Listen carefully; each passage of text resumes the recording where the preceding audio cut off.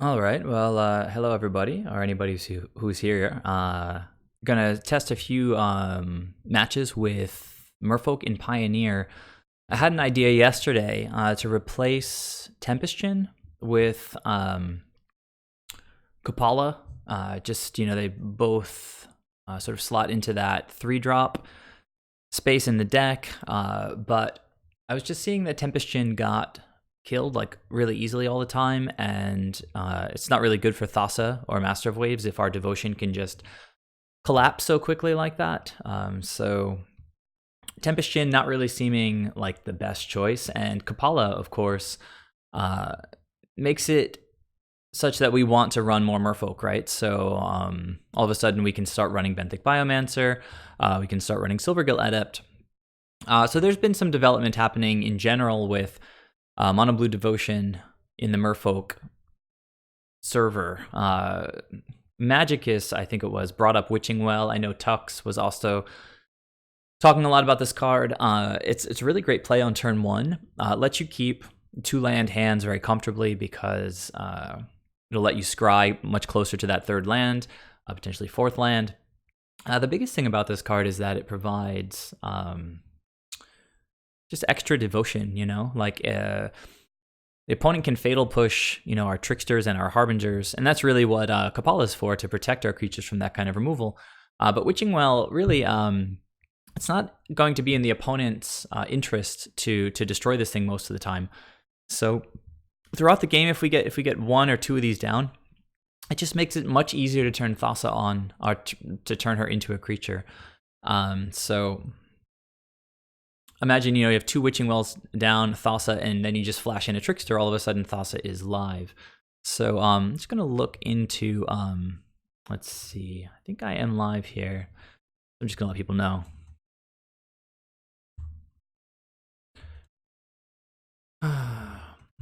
All right. So that's not what I want. This is what I want. All right, so this is the deck. I don't know if anybody is here. Maybe there's one person here now. But Castle Vantress, kind of a a free inclusion, because all it requires is a single island. We've got 18 of those. I should say that I've been working on this build with Stoneheart. His name is Kyle. He's a great Magic player, great Merfolk player. Hangs out a lot in the Merfolk server on Discord. And yeah, when I mentioned the idea to try Kapala instead of Tempestgen, he was pretty excited about it. And so yeah, we started brewing this. The exact numbers might not stick around. Witching Well was Spell Pierce for a little while, but just that extra devotion seems so good out of Witching Well. Also the Scry. The draw 2 cards is going to be relevant kind of as often, I think, as Castle Vantress's Scry ability is relevant. Like, the deck doesn't often have 4 mana just sitting around, but if we run out of cards and we've got mana just to waste, then those are great ways to sort of use that mana. So apart from adding some Benthic Biomancers, adding Silvergill Adept, still Siren Storm Tamer, getting early devotion. Anyhow, yeah, that's the deck. The sideboard is very much up for grabs. Tidebinder seems amazing in the format so far. Wizard's Retort. We've got a lot of wizards, particularly turn 1 wizards with Storm Tamer and Biomancer. Adept is a wizard. These guys are wizards. This is not a wizard, important to keep in mind, but all the Merfolk are. Kapala is a wizard, and Master of Waves is a wizard. So any of those guys on the battlefield will be able to cast this for 2, so pretty solid. And then against all the creature decks, Sleep seems pretty awesome. Stoneheart was pushing pretty hard to run 4 Ashiok because he really wants to test this card.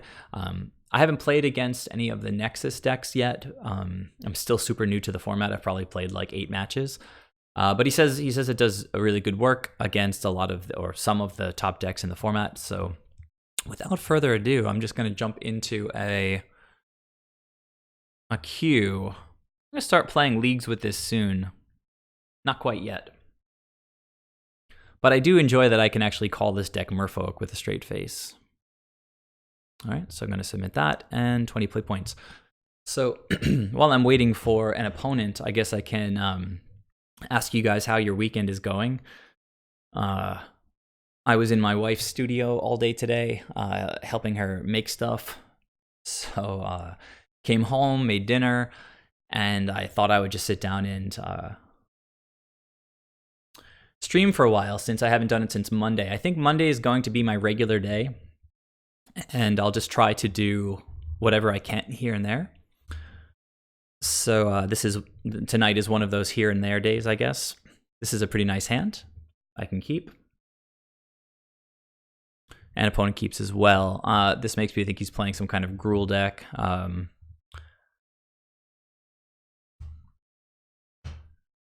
Witching Well, oh, look at that. Giving it away with his avatar. Well, Kapala is pretty nice. So I'm not going to want to scry anything away. My hand is pretty good here. And I am going to want to jam Kapala on turn 3.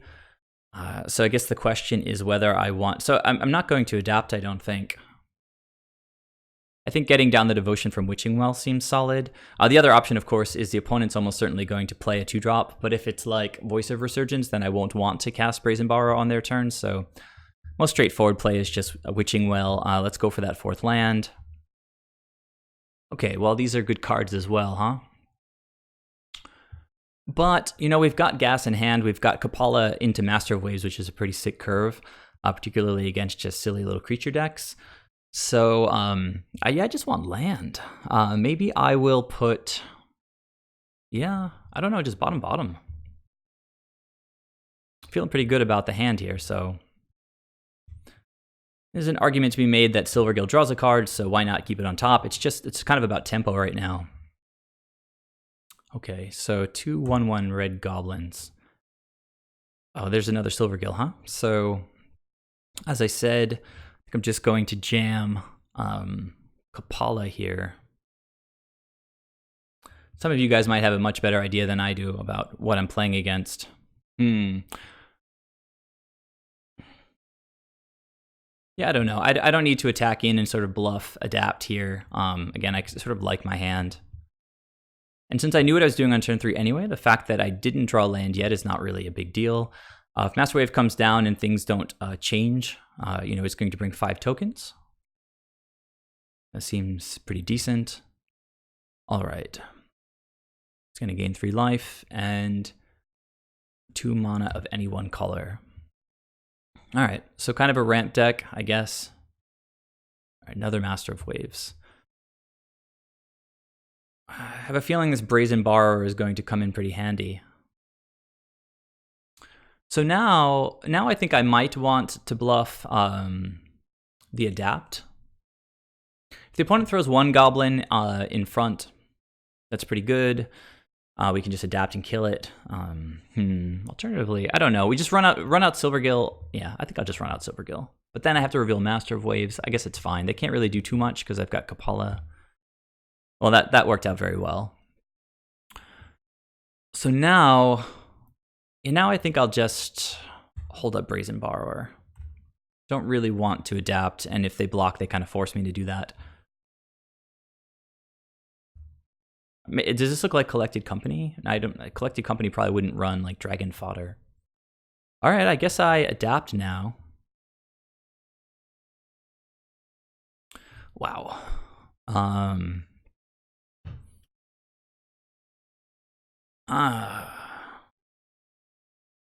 So I really don't know what I'm playing against. I can't really pitch Thassa with a straight face. It's just ridiculously good.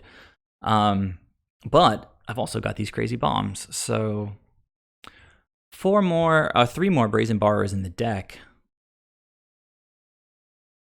I think I'll just get rid of a Brazen Borrower. It seems kind of ridiculous, but that's what I'm going to do.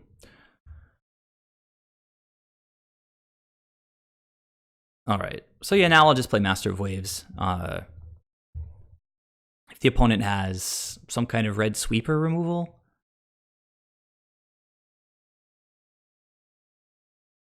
I've got another Master of Waves to back it up, I guess. 1, 2, 3, 4, 5. Yeah, I don't even know what cards are in the format.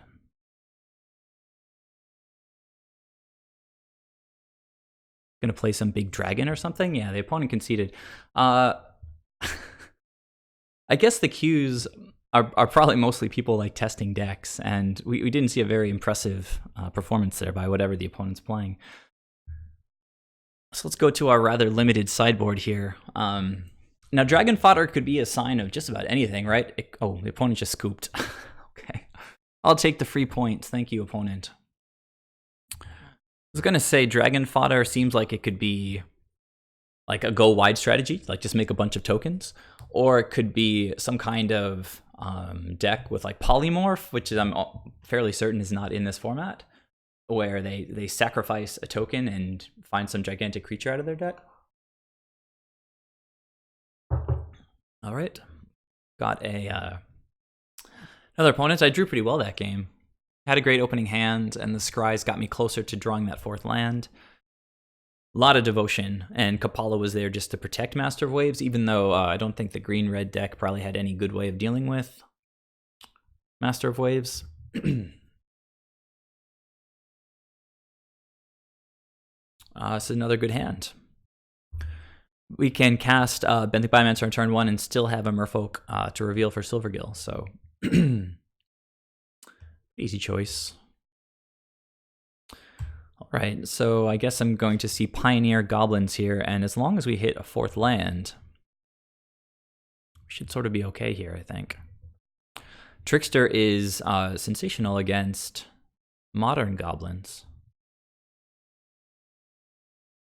Oh, look, it's more Dragon Fodder. So, I think I'll go ahead and just trade with this thing. Seems fine.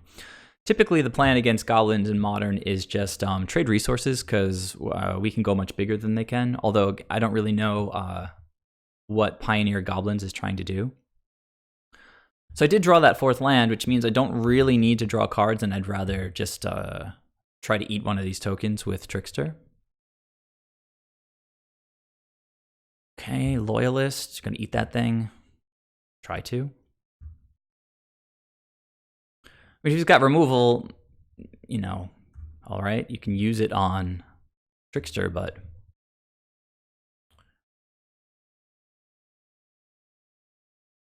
that's okay with me. Next turn, I can double spell, which is pretty nice.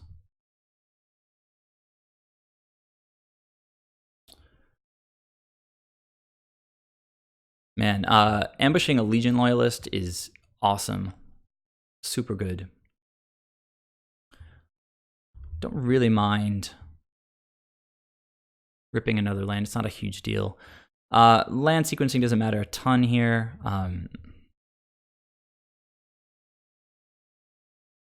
Opponent knows what's up now with Master of Waves. Okay, let's move over to the left. Okay. Yeah, I'm just gonna. Oh, I'll play Siren Storm Tamer and then just pass. I guess that what's going on? Oh, Chain Whirler, huh? Well, better now, right? Than unless he's got another Chain Whirler. Doesn't destroy all of my.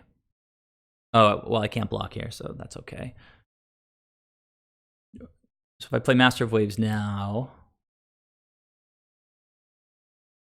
Harbinger's decent. I'll play Master of Waves, and then next turn I can play up both of these things.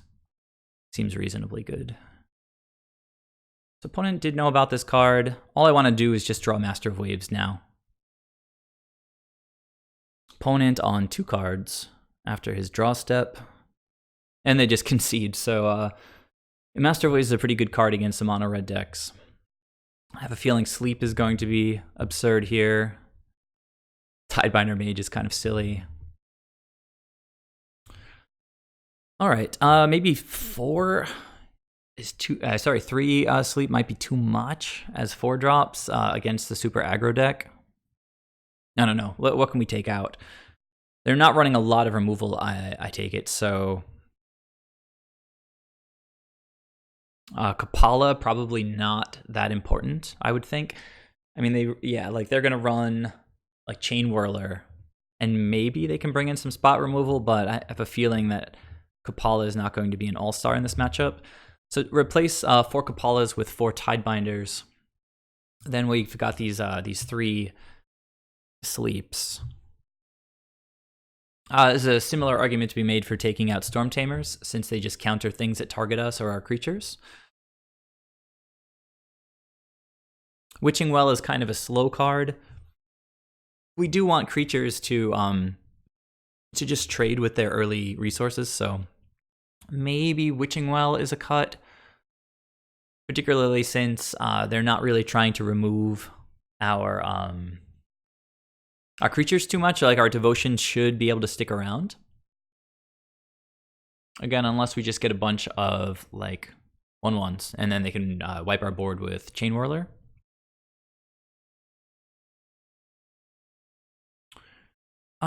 So yeah, let's see. I don't know. I'll cut maybe just 3 Witching Wells, I guess. That's fine. Okay, we still have all of our creature interaction in, all of our Tricksters, Harbingers. We even have 2 Mutavaults if they have Pile Driver, which I'm pretty sure they do. All right.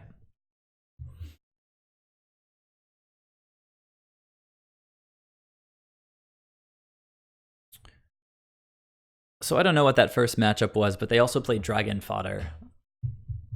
Maybe it was like green-red goblins with Gift of Paradise. How's everybody doing tonight? Nobody has chatted anything that I can see. Sorry, maybe I need to just change like how I'm viewing all this stuff. I don't know. Still trying to get better at Twitch. All right, so we go here, like I did last time. I feel like I should be able to watch my chat. If you guys actually chat anything. Oh my, there's actually, I think, a lot of chat happening. Wish I knew how to view this. All right, guys, bear with me for a second. See if the app can do it. All right, I think. All right, there you go. Brick 11 is here. And this hand looks okay-ish, right? I can bounce something. Opponent's mulliganing. Another blue source would be bonkers. Witching Well can help me find that. Yep, I'm gonna keep. Oh god, yeah, all right. Well, it's funny because I think I had like my main Magic Online interface sort of resized so that you guys can see the top of the screen, but then I opened up the actual game window and it... Oh, Castle Vantress entering tapped. Curses. We actually did some math on that to see if it would be a problem, and our math whiz assured us that there would not be a problem, and I've actually had 2 hands in the last 2 days where it comes in tapped. I should just forget about that. All right, so this guy's got Pro Blue, and he's going to start getting sort of big. But I've got the Mutavault. Don't think I want to block just yet. The Silvergill was a decent draw, though, because I do want to just dig deeper, and at this point, getting a body on the battlefield is just better than playing out, like... Well, I mean, I would probably play out Ben. Yeah, I mean, obviously, there are cards in the deck. It could happen, right? If I just draw, like, 2 Castle Ventresses, it's pretty easy to see how that could happen, but... Yeah, I actually just destroyed an opponent where I had a hand like this before. 2 Goblin Pile Drivers, that's fun. All right, so let's see if he gets in with this one. Probably has to. This is just how Goblins plays. And then I will trade. No, I want to build up Devotion for Thassa, but... Ugh, this is so rough. Sleep doesn't actually care. It doesn't target, so it would tap these guys down. I just really need to draw lands. Don't think I'm going to get there this game. Jeez. Still learning how to mulligan with this deck. Maybe I need like 2 blue sources to make it a keep. Rabble Master. So these guys are going to be pretty gigantic, I think. Yeah, that's a lot of damage. All right. I think they got me this time. There's that land, just a little bit late. All right. Well, we knew they were going to have Goblin pile drivers, but we didn't know that they were going to mulligan to 6 and then find 2 of them. I wonder if they're actually mulliganing to find pile driver. So that was just, we were on the draw, and they just body slammed us. So just going to run that back. Yeah, Charlie, Mutavault can be pretty awkward, but it's definitely already won me some games. There's a lot of control-y type of decks in the format. Yeah, double Master of Waves. Keep.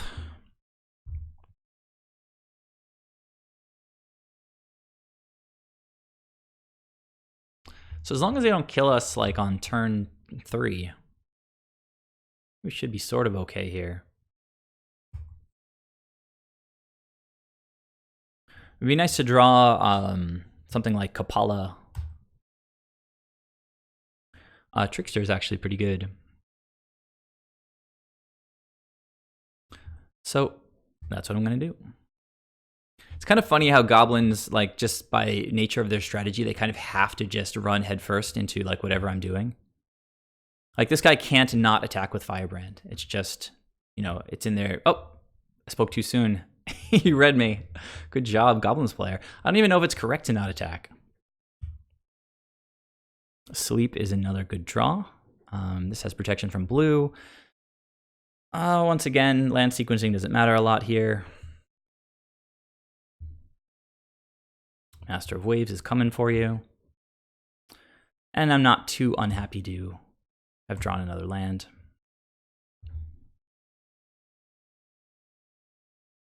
What does this thing do? Creatures get buffed, right? All right, so it looks like we're setting up to take 3 here, maybe? Oh, is there some hasty creature here? Oh no, I mean, like that gives them haste, like the bushwhackers or whatever.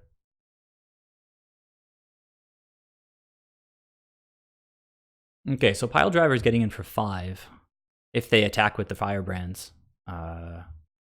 Sacking both firebrands to kill Trickster here is actually not terrible.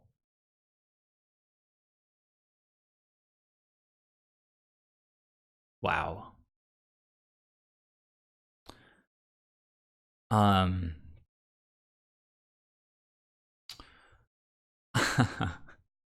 So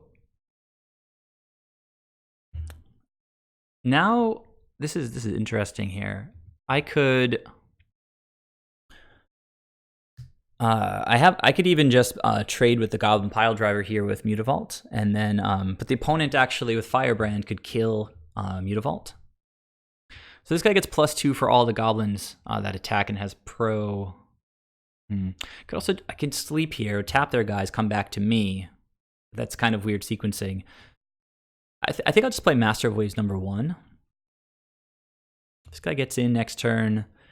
2, 4, 6, 8, 9. What a lot. This would buff everything, right? If they have another land. They can only get rid, if they sack both of these, they get rid of this. I only get 2 tokens. And then I could trade with these Foundry Street Denizens, play another Master of Waves. I can't play another Master of Waves because I'd have to... this is tricky. Oh, don't take 13, huh? No, it definitely taps the pile driver. The problem is if I sleep, it taps their creatures. I get to swing for 3 or whatever. It comes back to me. I can play another land, but then they're just going to untap again. So I'm not set to take 13. I don't think right now. If they don't, well.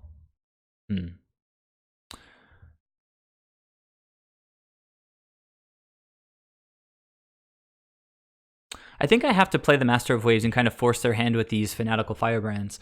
I don't want to be in a situation where I activate Mutavault to block the pile driver and then they can just kill the Mutavault right away. That might, I don't know. Let's see how it goes. I feel like we establish a board and then cast Sleep.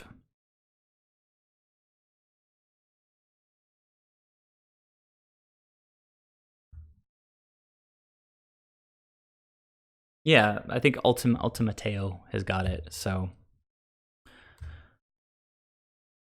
Yep, that's fine. They're still in a place where they have pretty unfavorable attacks. You know, these Foundry Street Denizens, one of them would just die to Master of Waves, the other one would die to an Elemental. Okay, so they played a land. Rabble Master. So everybody has to attack. So this guy's going to be like 7 now or something, right? I don't even know if this is good for them. Do the math. How much damage do I have here? We got a 2/4 is 8 plus 3, 11. It's not lethal yet, but not super far away. All right, so let's kill that thing. Let's kill that thing. This is kind of an obnoxious combo. Now, hang on a second. Hang on a second. If I, yeah, it is a good thing we dodged Chain Whirler here. If I just, let's see, how much is this? It's 10, it's 14. Take this and then cast Sleep next turn. Means I can swing for 8 and then do some stuff on the following turn. I mean, definitely blocking with Master of Waves, right? That's easy. So that would be just 11.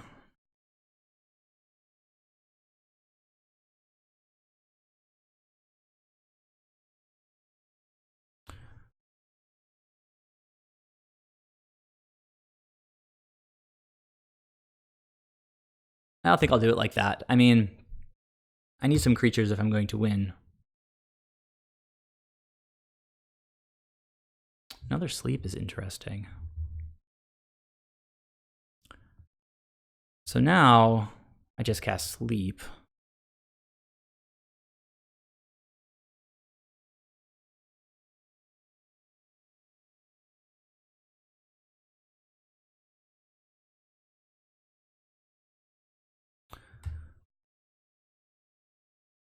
I mean, we still get blown out by Chain Whirler.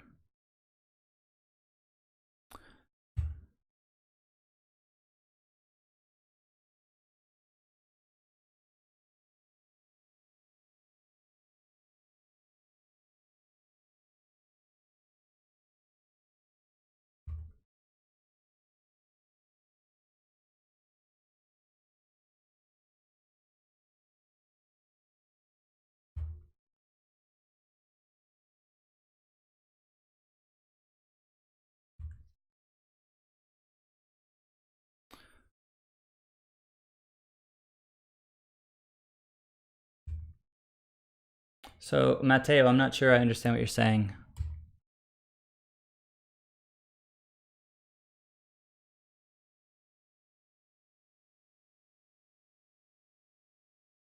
Shouldn't they have the damage be negated card? Shouldn't they have the damage be... Oh, shouldn't they have... I don't understand what you're saying. Shouldn't have the damage been negated? I don't know what that's like. I feel like I'm having a stroke. So I can tap their stuff down again, right? And then just attack. Seems like good play, right? Yeah, Sleep. All right, guys, a little late. I'm a little bit slow. Sleep is kind of accurate. And I guess, yeah, attack with all my dudes.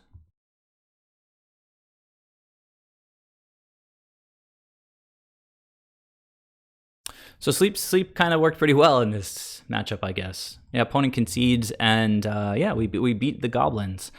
Sorry if that was a little frustrating, guys. I was a little bit slow on the uptake there, but clearly double sleep was good enough to get there.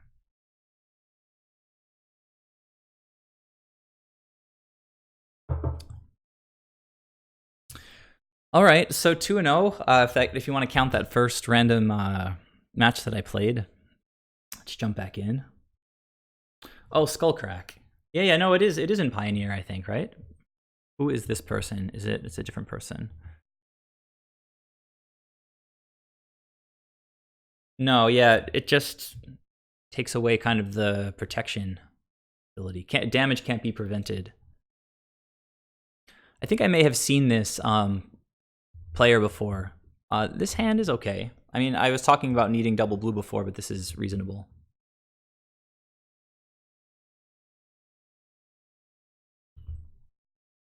I don't even know what the card Stomp is. I assume it's one colorless, one red. Does some stuff. Yep, guys, I'm resizing. Thank you. I just have to realize every single new match I go into, I have to adjust that.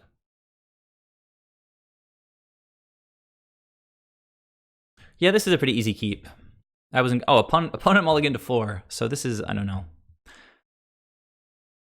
Maybe it's some ridiculous Neo Brand combo.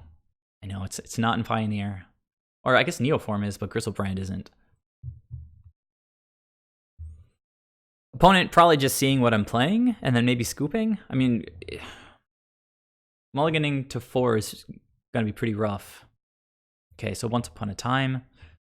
See what they find. Finds a forest. It's a good card. Probably gonna play it. Llanowar Elves. I could just bounce that thing. Probably not optimal. Land is nice, so I can double spell next turn.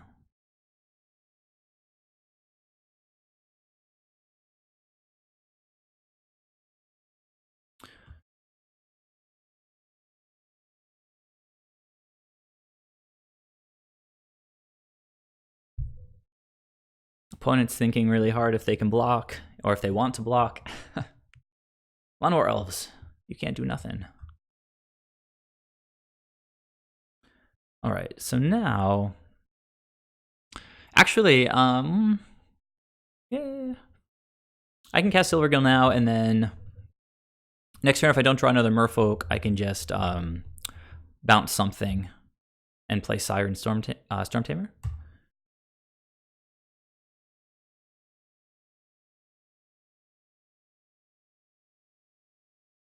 It's the thing that makes extra mana. Yeah. So this is one of those decks where I think Ashiok is going to be pretty good. If this spell was kicked, it was not. Search your library for 2 basic land cards. Okay.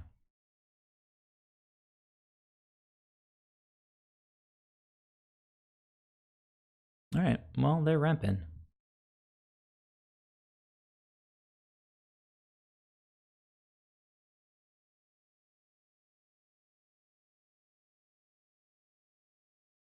Not really sure what I should be afraid of here, like what kind of payoffs these decks have. And at what mana points? I mean, are they playing Wilderness Reclamation? Maybe, I guess, Nykthos? Is it better? I can't play Silvergill Adept, so I guess the play is to bounce something with Brazen Borrower, but it's probably... Oh, 5 mana Nissa. So should I bounce a Dork, or should I wait until they play something big and bounce that?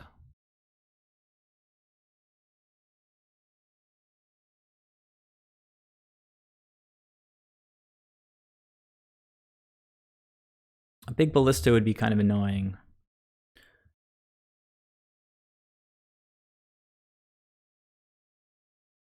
Bounce a Dork right now? Okay, I can do that. I mean, I haven't played against these decks yet, so I guess playing Mutavault is reasonable here.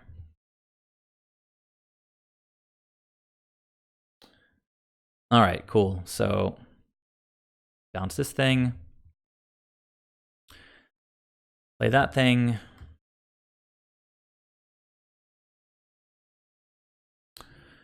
And they are in a mulligan to 4, I think.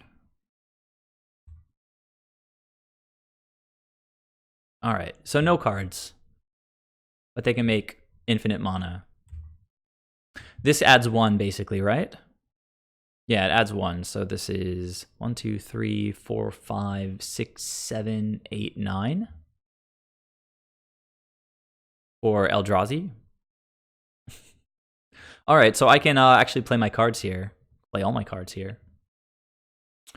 But before I do that, I might want to attack.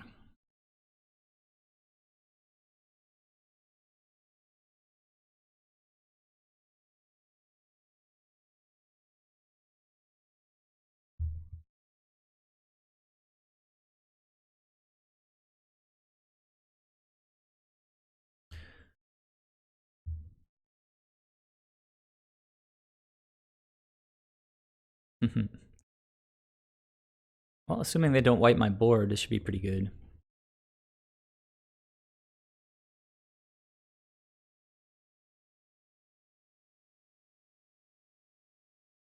Okay, I think I can handle the 4th mana dork. They should probably start attacking, I would think, unless they want to start blocking. Okay, so this is 1, 2, 3, 4, 5, 6, 7, 8. Plus 2 is 10. I can flash this thing in if I want to.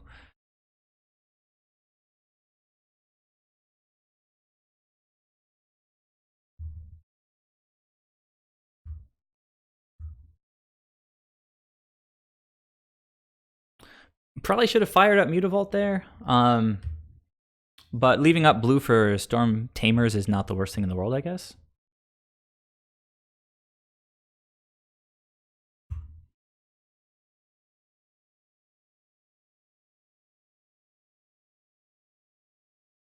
Also, I mean, it's kind of 2-turn clocky anyway, whether I get in with Mutavault or not, so actually might be better to have not gotten in. All things considered. Uh-oh.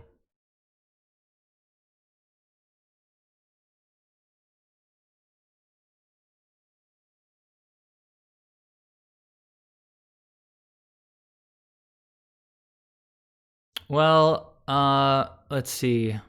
Yeah, well, I guess that's true. That I think he's still dead though. Oh, you know what? You know what? I should have countered that. I'm sorry, guys. I know I can. I know I can. I think he's dead anyway, though. It's late. I guess that's my excuse, sort of, kind of. Let's just rub it in a little bit, I guess. Don't need to do math. So block, block, block. Take a bunch. It's all right. It was already lethal anyway.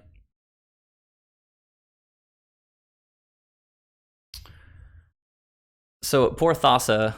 My apologies to the goddess, but it's like, first of all, yeah, probably maybe I shouldn't have played her, and then I definitely should have protected her. Like, why am I playing these Storm Tamers?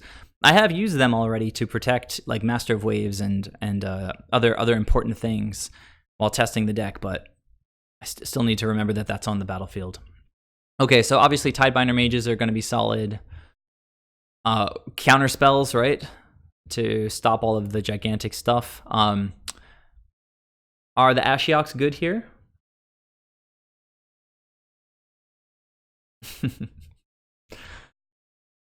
I mean, they played that one card that searched for a basic land. Do they have a ton of that in their deck? All right, so I guess Ashiok can stay out. Sleep seems kind of weird. I don't know the format. I don't know these decks. Obviously, they're trying to play Eldrazi.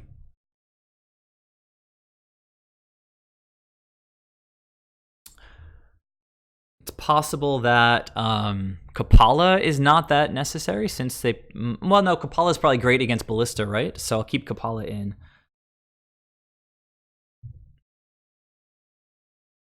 Master of Waves is weak to Ballista. Is that a reason to take Master of Waves out?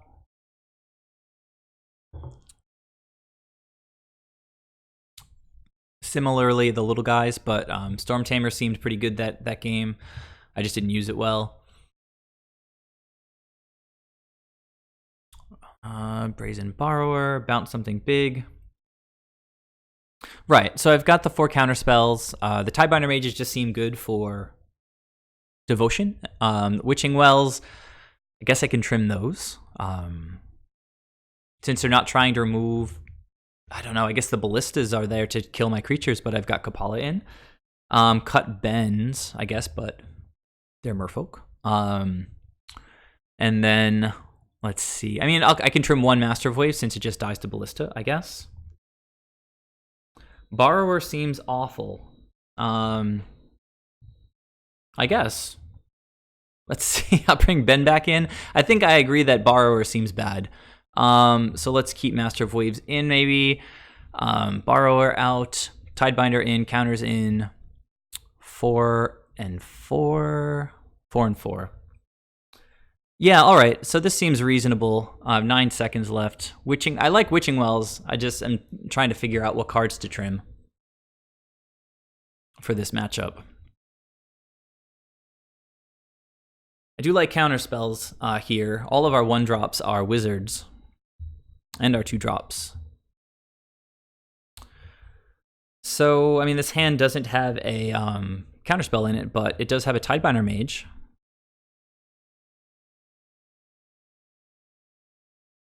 All right.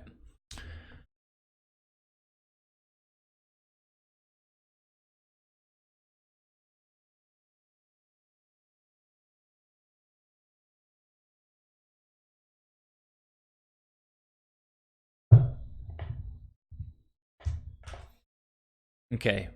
Mystic, and they revealed Llanowar Elves. It's kind of a weird flex. Okay, there's the 4th land. No 1-drops.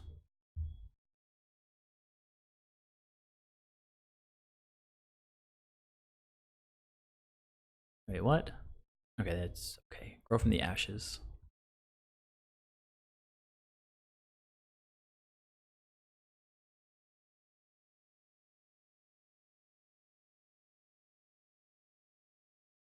More land.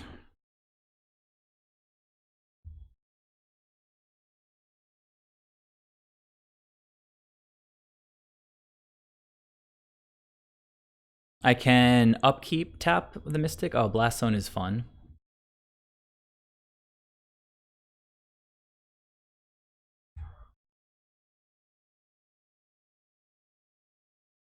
Well, that was a good draw, except they can destroy all of my stuff. Jeez. That's pretty rough. So they can put this on 2. Then they have to hold it up next turn, I guess.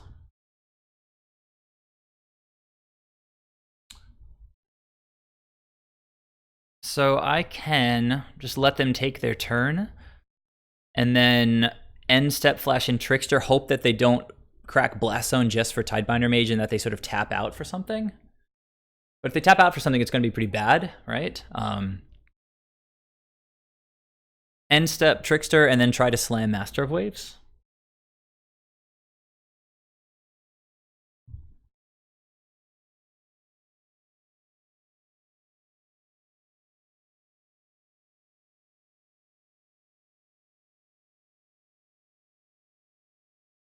I don't really want, yeah, I mean, let's see what they do on their turn.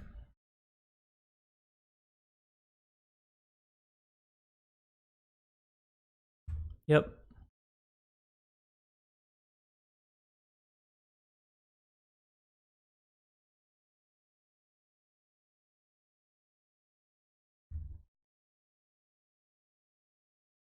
I mean, I could also just, yeah, I know, it's true. I could just play Master of Waves now and see if I can force them into it. I don't like running out into it, though. Well, 1-drop is decent, I guess.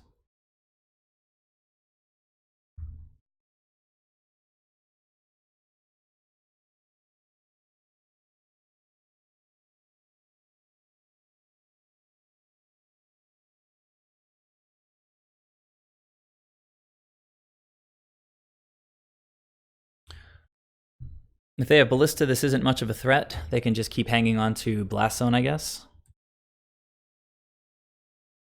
Just play a Ballista and kill the Master of Waves.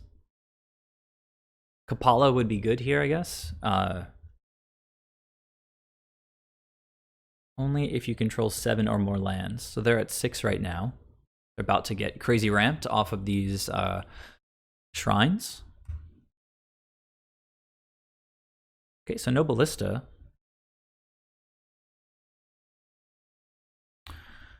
6, 7, 8, 9, 10, 11, 12, 13.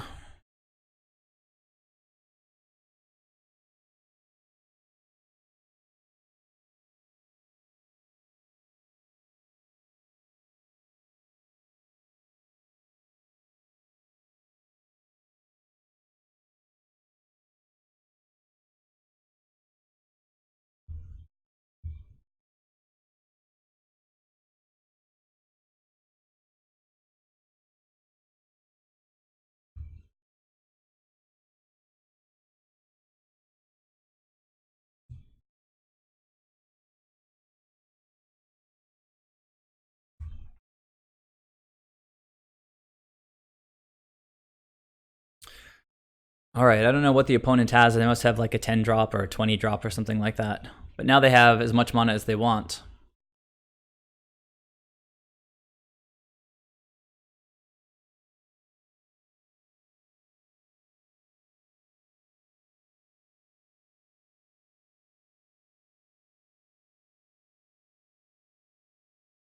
I am going to remember that Siren Storm Tamer is on the battlefield, if that becomes relevant.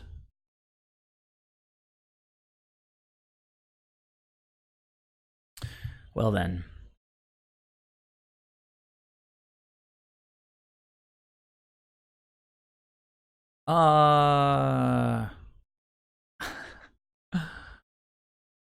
So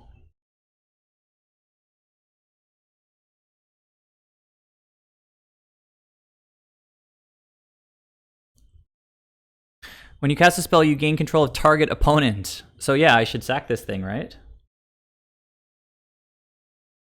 Yeah, Siren.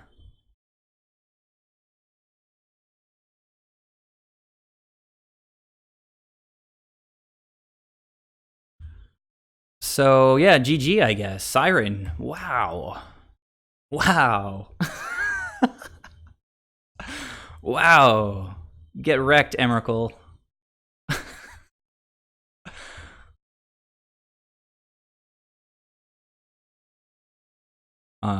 Yeah, I don't know.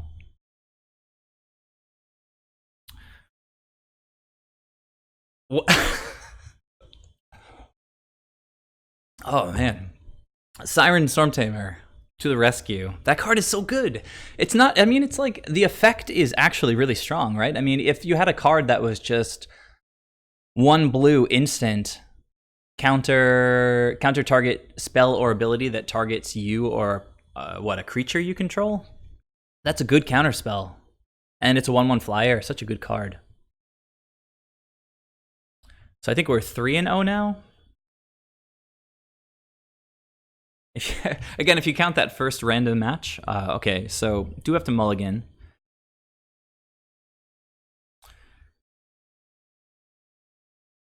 And this is much better. Much, much, much better. So you know what? Field of Ruins is kind of a thing in this format, and oh my, what is going on here? All right, trying to gain some life, I guess. Okay, hand is developing. This just looks like modern Merfolk. Well, pre-Plague Engineer maybe. But it's really nice that we get to play Master of Waves still. Like I'm building this Pioneer deck now in paper. And I already have a bunch of the cards because not playing Master of Waves in Modern anymore. So Silvergill, Kapala, this guy is probably going to have some kind of Walking Ballista / annoying artifact of some type. All right.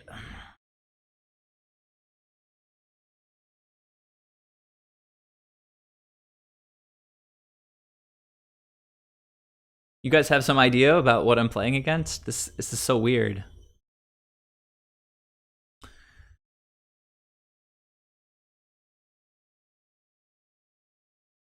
Kind of want to just reveal like Harbinger here.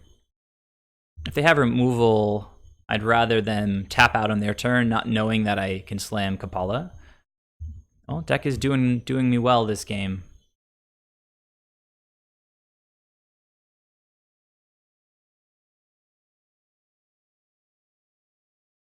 Kapala into Master of Waves is really quite good.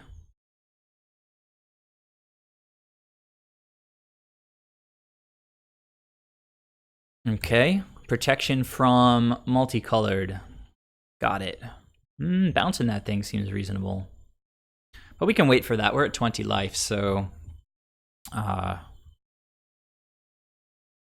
reach. Okay, good to know. Reach, trample, protection from multicolored. Now if they play Ballista, it's pretty bad.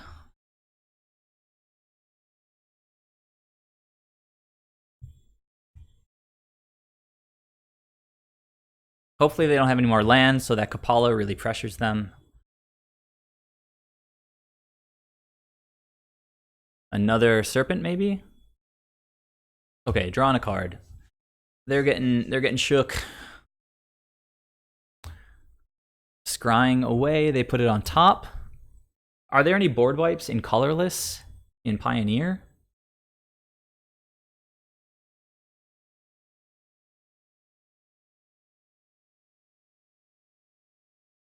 Let's see. I can just... yeah, I mean, just Master of Waves, right? So what Master of Waves does is if they have a Ballista, they play it for 1, ping Master and pay 2 to kill. Alternatively, I can just bounce this thing and then play a Harbinger and then play for even more tokens. Whatever. I don't know. Bounce this, get in for 5.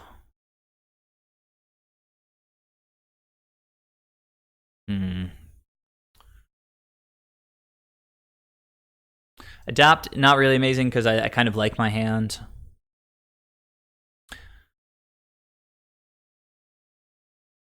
If I bounce this, I'm going to play the Harbinger anyway just to get more devotion.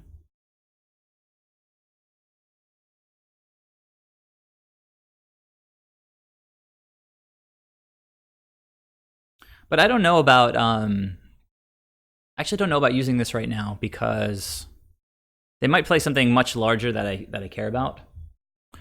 But we've got 3 more Brazen Borrowers. It's totally fine. And I don't know. They seem to be kind of, I don't know, like their hand is not amazing. They cracked that fountain last turn.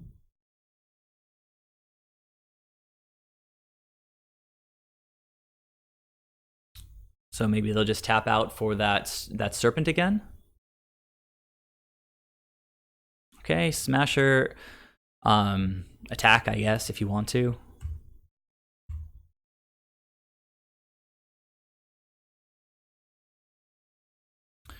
So if they don't have a Walking Ballista, then it's GG. If they do, then things... well, I drew that Brazen Borrower, right? So not terrible. I would have to discard something, but it's a redundant Kapala if I bounce the Reality Smasher.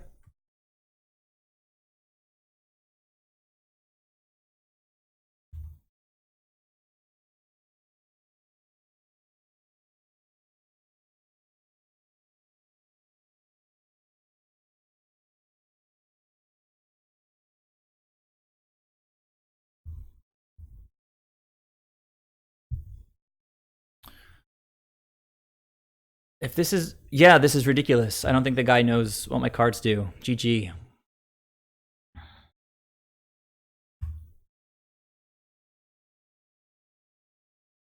Oh, and misclick, I guess.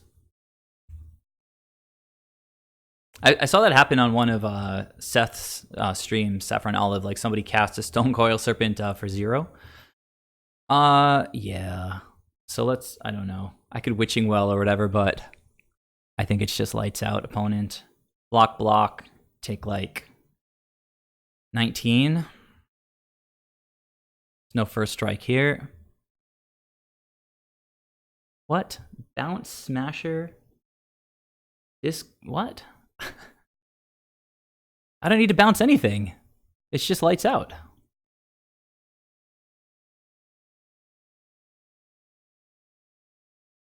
Nah, no good measure. I don't want to show him extra cards. Whatever. Well, also, I don't want to rub it in, right? That's not really cool. Yeah.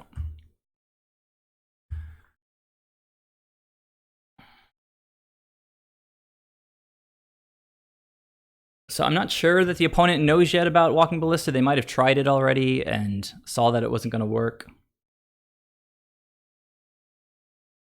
Maybe he's trying it right now. No, it's in block, so, I mean, let's see. Yep. Maybe I should... Yeah. Okay, opponent conceded. All right, so Kapala's pretty good. Imagine if Kapala was Tempest Djinn there, like, not really getting the job done.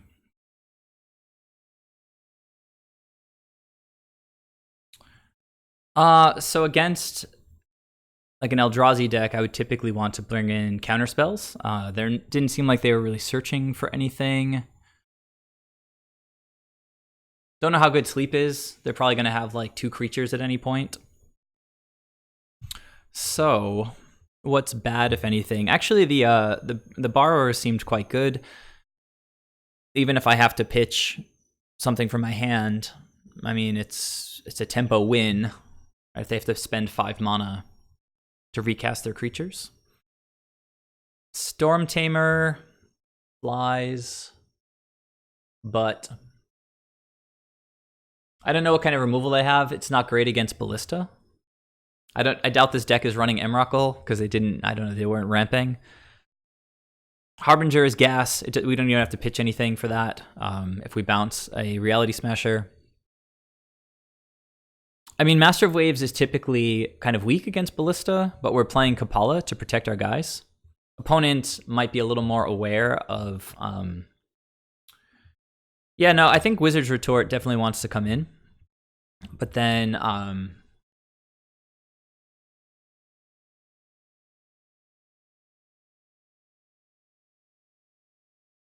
And 4 is a lot, but there are definitely cards that we can take out.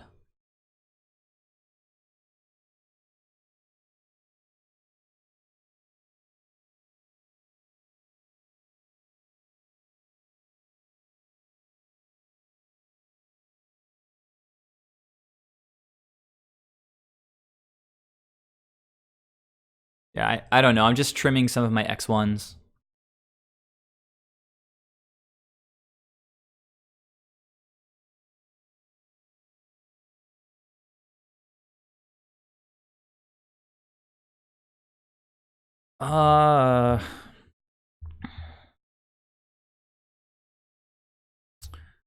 Good cards, but slow.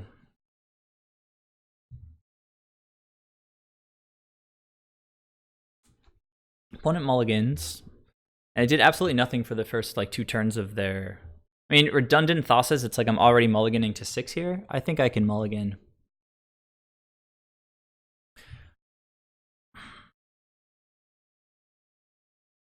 Although, I mean, both of these cards are pretty bomby. And the counterspell, to be honest, so... On the draw, it's extra slow, but they're not really an aggro deck. Can't really start building Devotion for Thassa, though. I think I mulligan. This is better.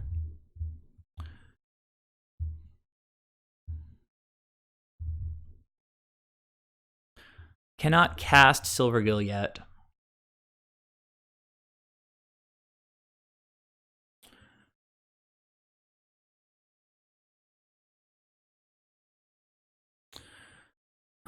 Let's see.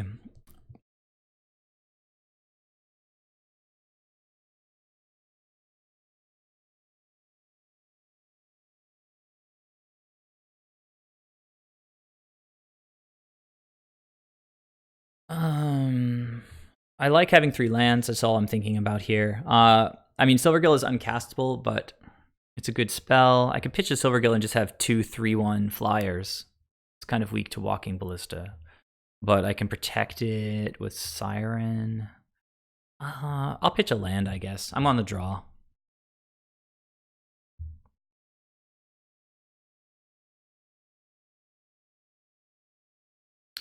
And if I rip any Merfolk, I've got a good turn 2 play.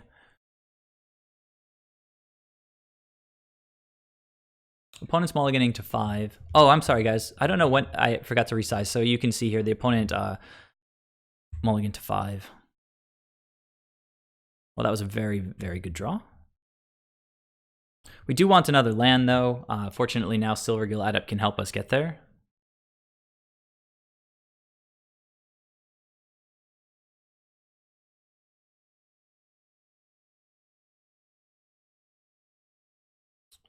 Field of Ruin. Unfortunate that I don't have another island here. Let's see.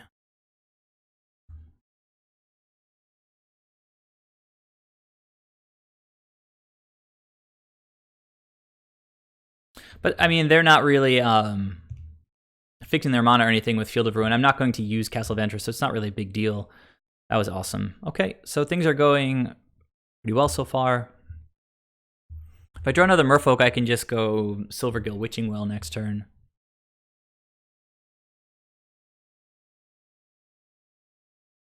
This seems to happen pretty often in this format, where like nothing gets played until turn 3.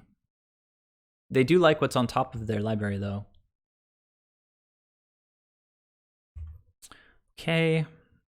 Maybe I bounce that and play Witching Well.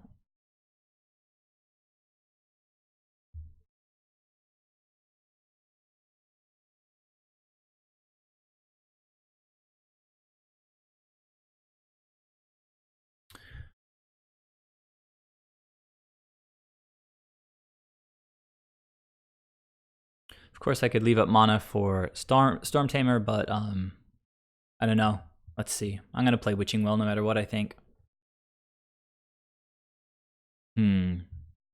So I'm gonna put a Harbinger to the bottom for now. Pardon me, because I do want to draw another land at some point, but Kapala is too good. And I can play sort of accordingly now. Which is to say that I probably just want to commit more to the board, because I know that I've got protection coming. And that's the plan. To play and protect creatures.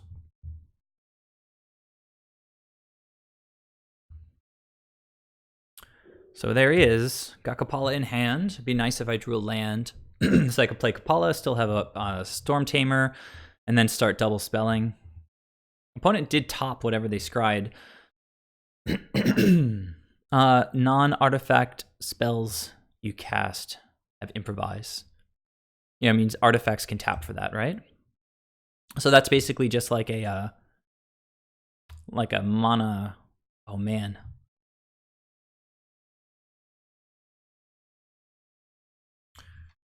So yeah, this is kind of the dream here, I think.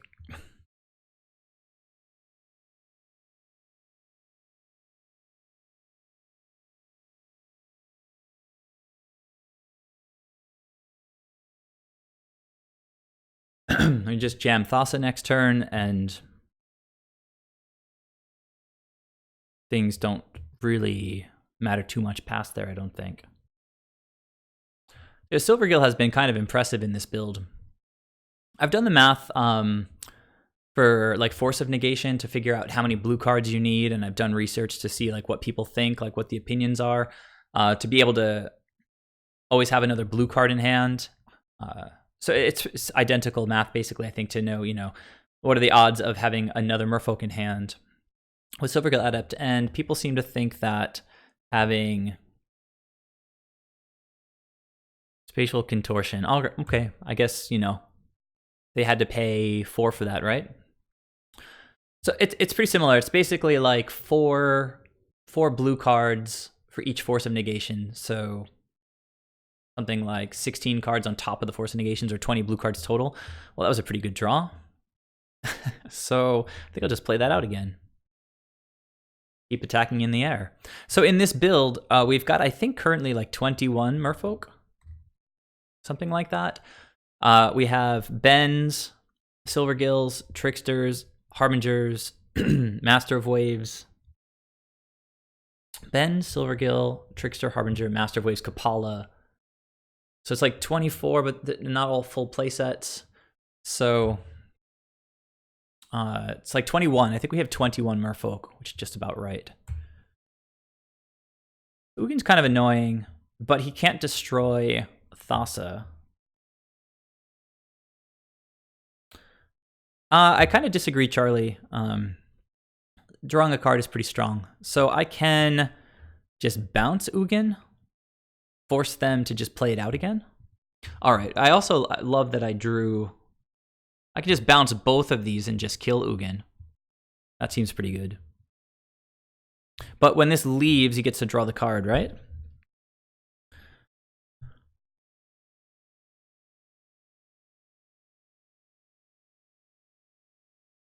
Oh, so they have the city's blessing. Why is that relevant? Oh, because of this thing, right? 5 mana.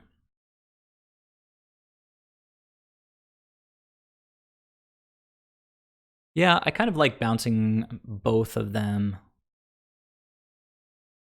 What else can this guy do? He just pluses to gain card advantage, right? Which is pretty sick.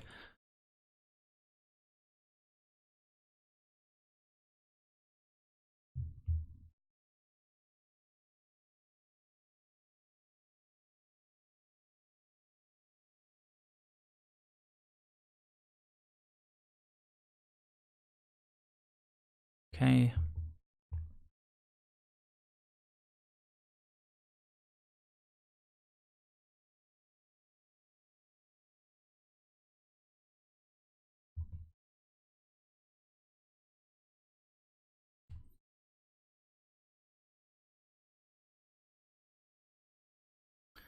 So I guess we're hoping that the card that was underneath, well, that was manifested, I think is what it's called, is not amazing, hopefully.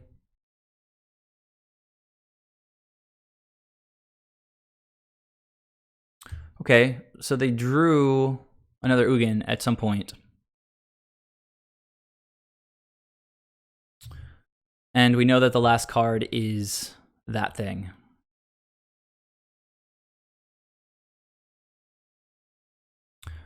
So Ugin can exile things by -3ing. No, not exile, destroy. So Thassa is fine, and also I can protect with Storm Tamer if they go for Kapala. So I'm not super scared of Ugin right now, and I can just start clocking the opponent, I think.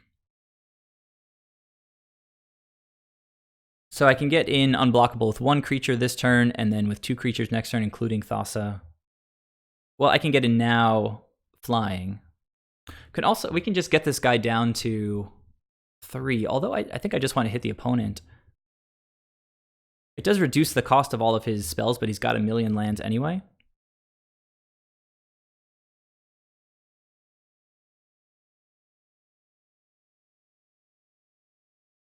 So if I hit him for 3, he goes to 11. Next turn, I hit him for like 7, 8.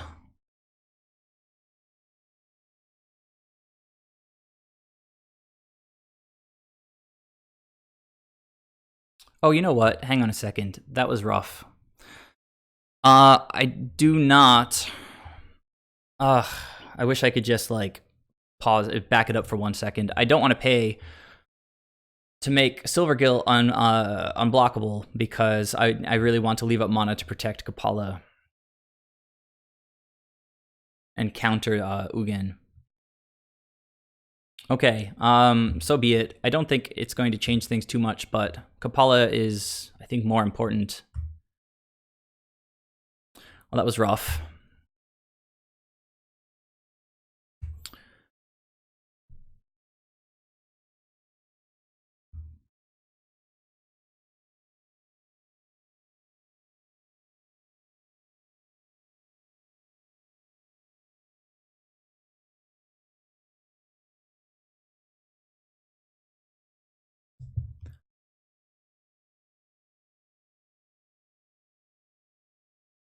Well, this is the combo card, right?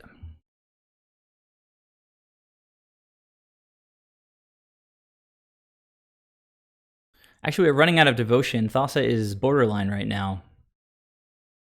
I can, of course, just cast one of these guys on my main phase to wake Thassa up. Opponent is empty-handed, so he can activate like Seagate Wreckage.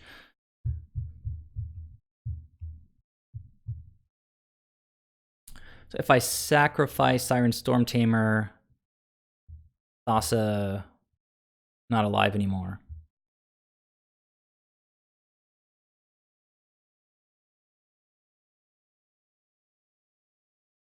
So he's casting that from the top of his deck. That's fine. Didn't he have to? You had to pay some mana for that. Interesting. He didn't go after. Oh, you know what? The Witching Well. So Thassa's still alive because of good old Witching Well.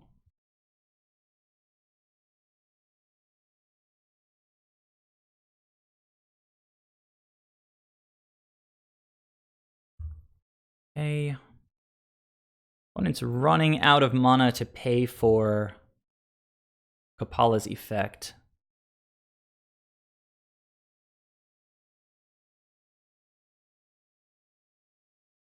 Okay. You tap that and pay 1 life. Okay.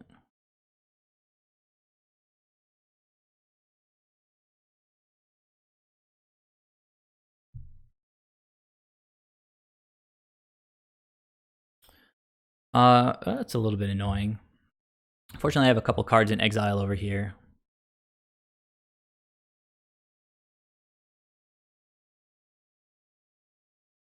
Oh, you know, I could tamer it. It's true, but they still haven't used Ugin, and I'm trying to protect Kapala. But he can't pay. He can't pay for Kapala anyway now. So, or for Ugin. So, I think the plan is just hit them twice with Thassa and Kapala. Unblockable.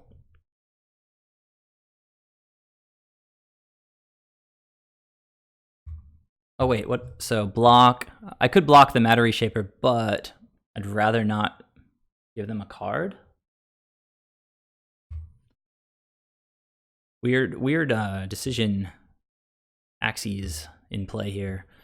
All right, so Island makes 3 things unblockable, or alternatively, I'm going to make 2 things and hold up 1 for Storm Tamer, I think. This can go to the bottom. Although I could also play a Borrower, get in unblockable with 1, get in the air with another next turn, still hold up Storm Tamer. If I get in with Thassa, he goes to 8. And then, I mean, it's just 3 in the air. Just have to hope that he's not. Let's see. 1 unblockable. Let's see. 1 unblockable. Play Borrower. Hold that up.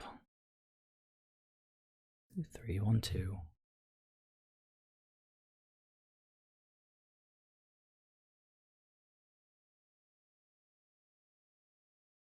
I could put it on top.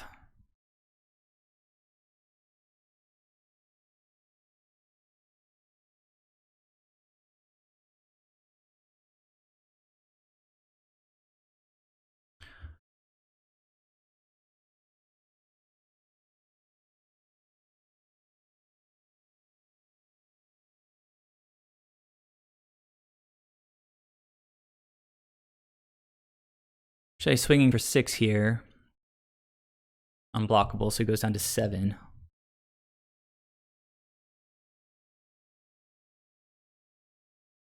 Could attack and kill Ugin, though.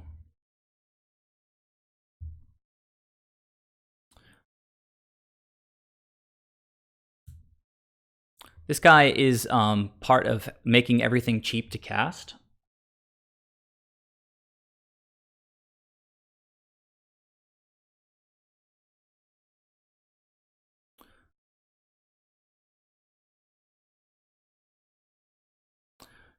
Yeah, I know Charlie, but Ugin. The only reason I'm thinking about this is that Ugin can give him like a crazy combo turn. But I think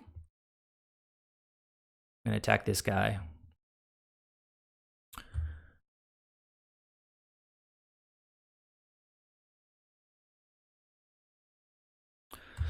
Okay, so the opponent should go to 7. I can cast Brazen Borrower and still hold up Storm Tamer. Note here that 1, 2, 3, 4, 5. Witching Well is helping keep Thassa alive. It's been a pretty cool card so far. Wow, people have done this before. It doesn't really work.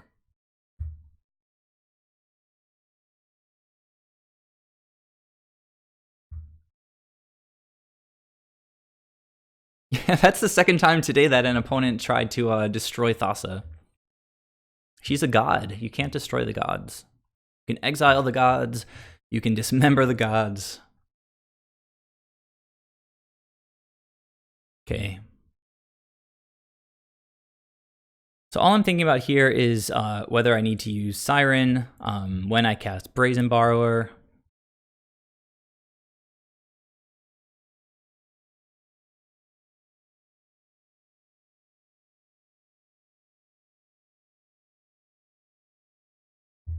Okie dokie.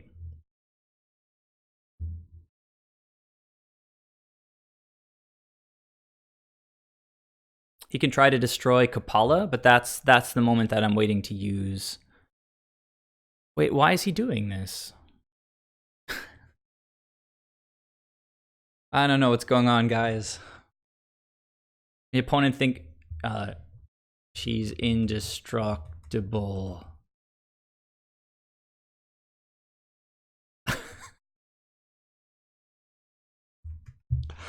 Oh man.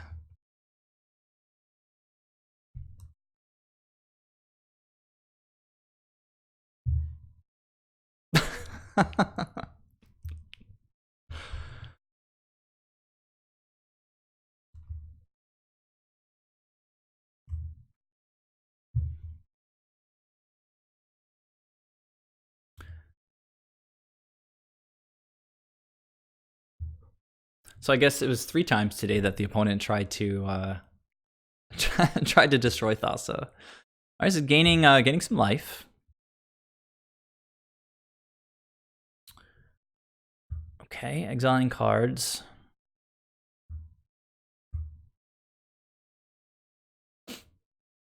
And yeah, should be locked up. 0 cards. Can draw 1 more, but I've got Kapala once again protecting us. Extra devotion now. Opponent, I hate it when people say good game and then keep playing.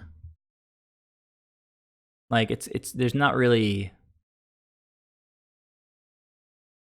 Okay, well there we go.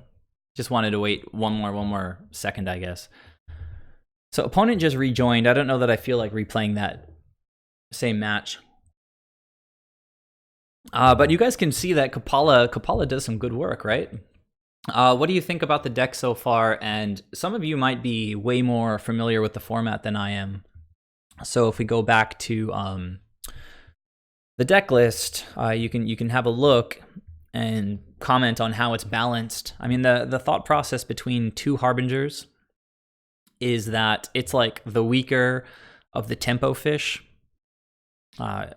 And we've also got 4 bounce effects with Brazen Borrower already that we don't really necessarily need 8 of them. So if we need to sort of start trimming around the edges, it's also possible that with Witching Well in the deck, we could go down to like 22 lands more comfortably. I think Tux on the Discord was saying before that he thought we could go as low as like 20 or 21 lands with Witching Well, but I don't think he did any math to back that up. I think he just jammed like a dozen games with a friend of his, and he was really high on Witching Well. He thought it was pretty amazing. So I was saying earlier, it might have been before most of you tuned in, but Witching Well is pretty awesome with our devotion guys, because if you play a couple Witching Wells out, every Master of Waves is bringing at least 3 elementals with them, which is obviously much better than just bringing a single elemental if the opponent manages to kill all of our creatures. I was really dissatisfied with Tempest Chin, and even though I hadn't played all that much, just watching people play Mono Blue, this guy got just removed way too easily by Abrupt Decay and Assassin's Trophy and Fatal Push even. So Kupala protects the devotion that we spend our turns establishing. Makes it much, much harder for opponents to get rid of all of our devotion. It might seem that because he's legendary, we might not want to run the full 4, but honestly, I think he's that important and that good in the deck. It's sort of like Master of Waves level or Thassa level. You just want to draw him every game, particularly now that Silvergill is in the deck. We want to maximize, to the extent possible, the Merfolk in our deck. So just to show you the count I was doing before, it's 3, 7, 9, 13 plus 8. So 21 Merfolk. Works pretty well for Silvergill. I've only been stuck like once before. Charlie is asking if anyone's tried Wave Crasher. I don't... Are you talking... What set is that from? Are you talking about the one that gets buffed when you untap things? I think that's got a different name. Wave Crasher doesn't sound right. I guess I can go down to 0 and type in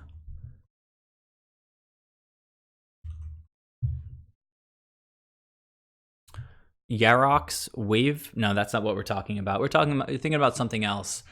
It's in my Merfolk toolbox for sure, but I just can't think of the name right now. It's like a Megamorph Elemental. Oh, maybe that is it. Maybe that is it. What do you... Well, that's not Wave Crasher. Well, I don't know. I haven't tried it, I don't think, whatever you're talking about. So I don't know. If nobody else has any comment on the list here, maybe I'll just go ahead and play like one last match.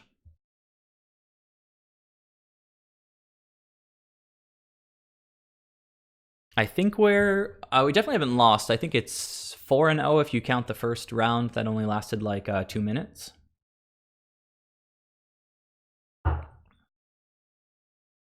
So three times today, an opponent tried to destroy Thassa with Ugin.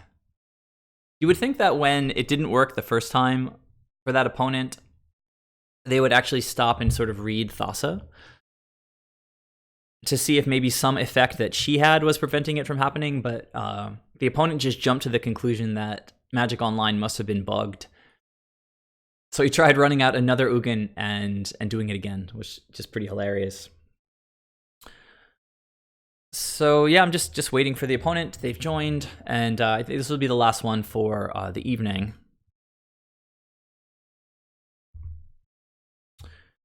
It's a little land heavy, but it draws cards, so I'm gonna keep it.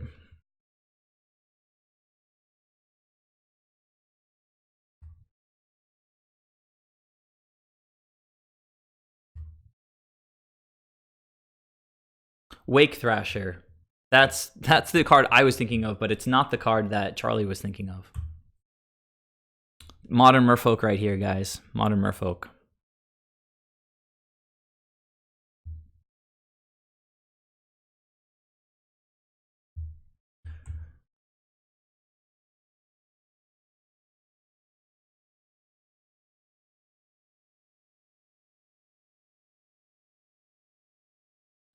What is this?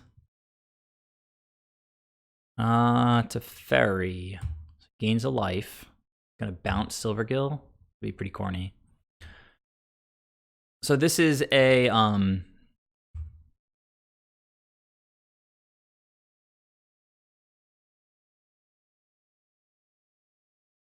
this is a deck that would run like Supreme Verdict, right? So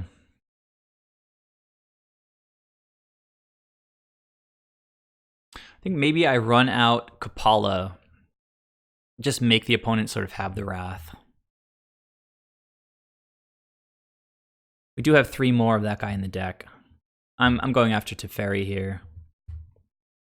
Although it seems like it's probably a Planeswalker deck, so since they have this interplanar beacon.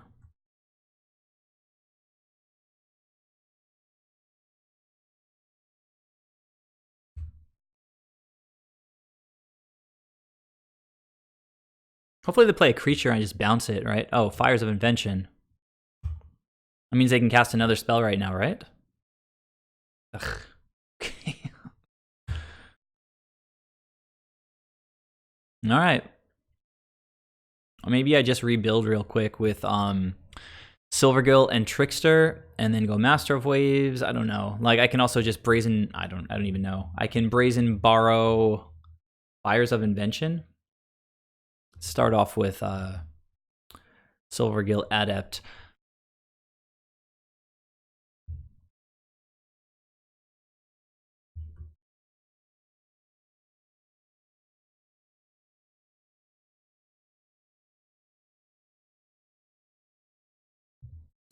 This seems like it could be a rough matchup. I'm going to have to bring in the counter spells. I had Revokers in my sideboard recently, but I took them out. So, okay, so casting this for free. This is his.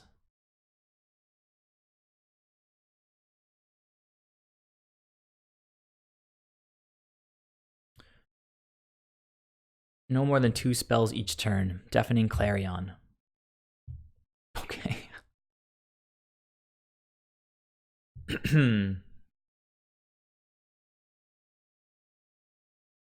So let's see. He can only cast spells on his main phase, right? So that's sort of fine with Teferi, I guess. So I can bounce the Fires and then just cast Brazen Borrower. Of course, I can just play it out, but then they only get 1 spell.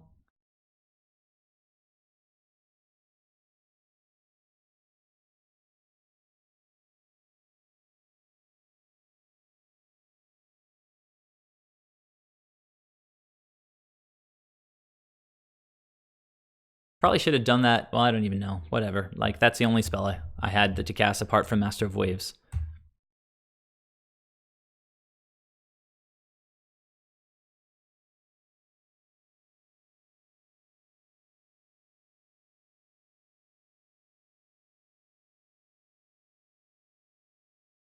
So I don't think it's 5 color Super Friends. It looks just like regular Jeskai.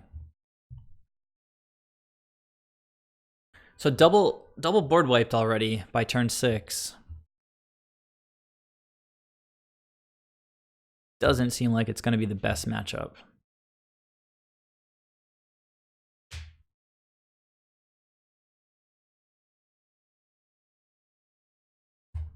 A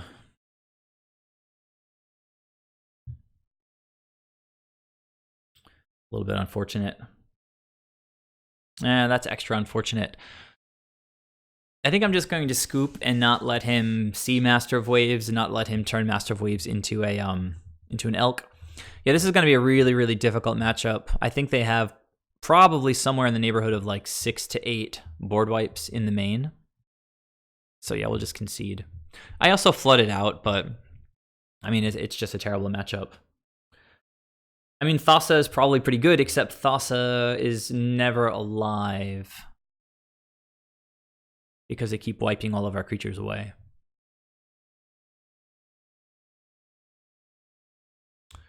So I didn't see any searching effects there, so I think I'm just going to bring in the counter spells. And then obviously Witching Well is good because it helps keep Thassa close to being alive.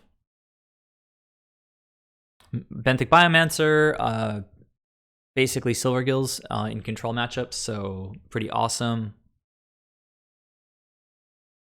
I mean, flash creatures lose some value, but if they don't have Teferi, they sort of maintain value. I don't know. Kapala just seems great, but we need to not get our board wiped. Could probably board out some number of Brazen Borrowers. I don't know that they're going to have so many Permanence that bouncing them is amazing, but it can combo with like Wizard's Retort if we bounce Teferi and then counter it when they replay it, something like that. So Fires of Invention. There's no... We don't have like any really clean answer to that.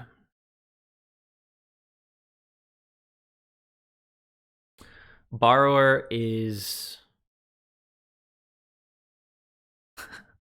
Well, I mean, Master of Waves is poor if they have Oko and we don't have Kapala, or if we don't have Wizard's Retort, but Master of Waves is one of our bombs. I don't know. I guess you think Brazen Borrower is... You know, Harbinger can come out. It's just it's 2 pips of Devotion. It's a 2/2. I don't know. I guess that's a good call. Harbinger's not that fantastic. And Master of Waves against Oko could be weak, so I can trim 2 of them. I like that plan. So 4 counters in. Some questionable creatures cut.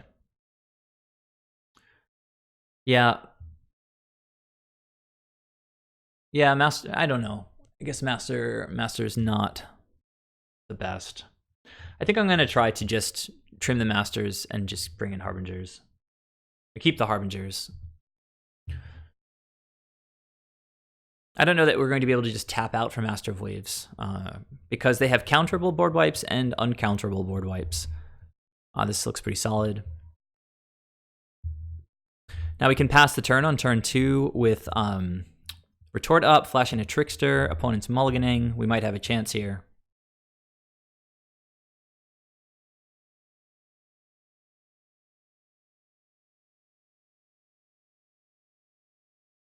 If this card was or were a Merfolk wizard, it'd be so good. So good. I wonder if the opponent is just like straight up mulliganing to a board wipe, or if they just don't have playable cards.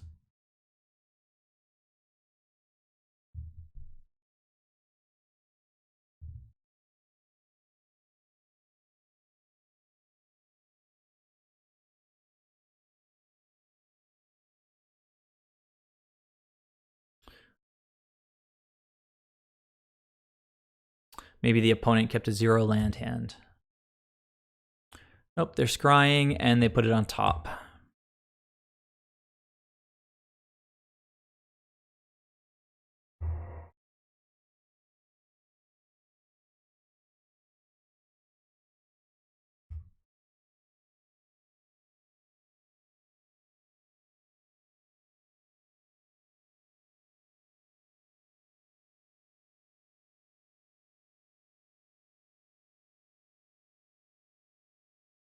Okay, more cards on top.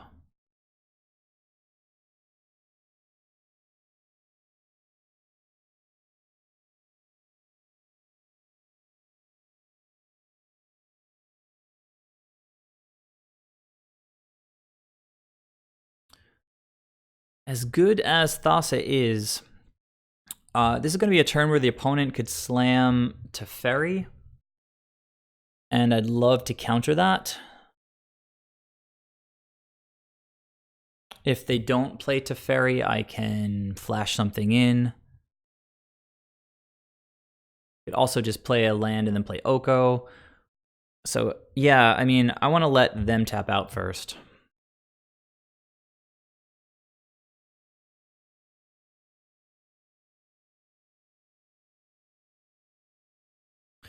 I think that's fine. I could also just bounce it.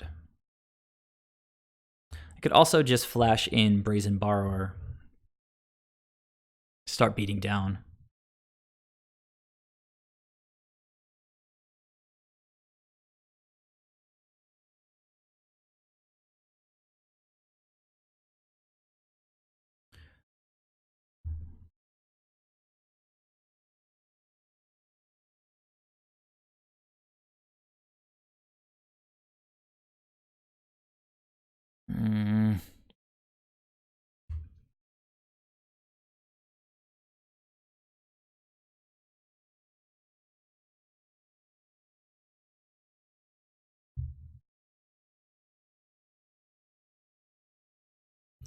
Opponent's thinking about their search a lot. They kept it, I think.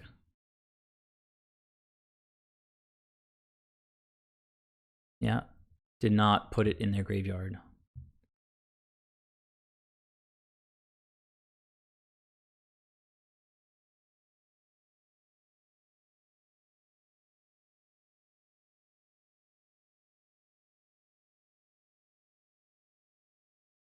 Not feeling that, opponent.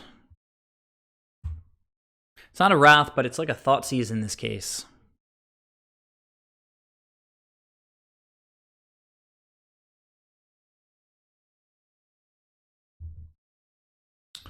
So here, if they were hoping to cast Verdict after Fires, they're just going to untap and just either slam another Fires or just slam Verdict.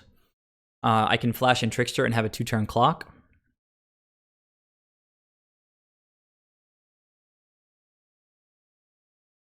Seems okay.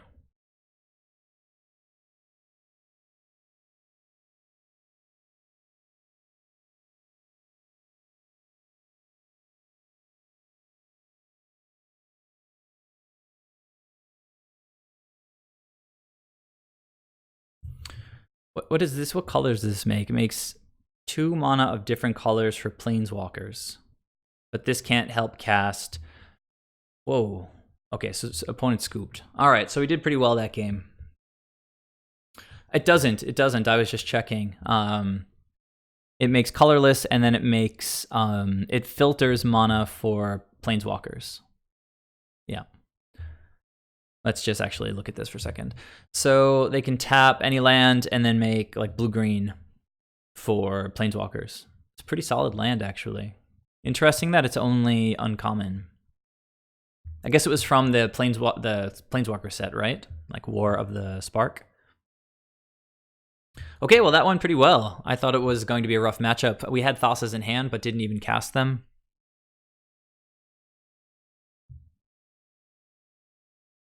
I guess we run it back. I mean, you saw that game, like, it was hard for me to even consider tapping out. So Master of Waves, just pretty rough. Opponent's starting with 7, which means they've got lands and like a Wrath.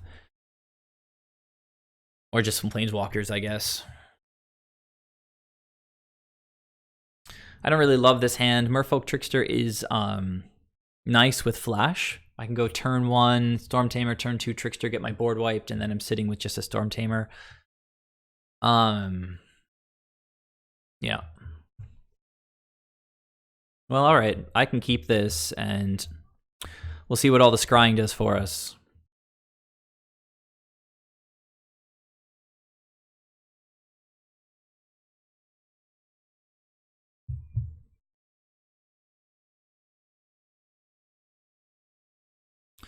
Ugh, did not want to draw that land.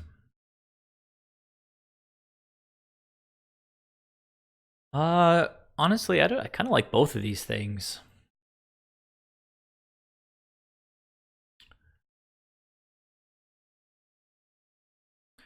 I want to go top.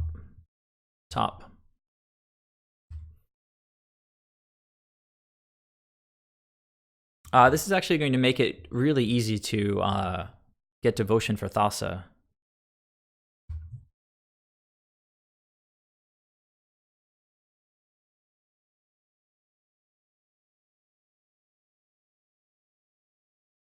Do not want the island.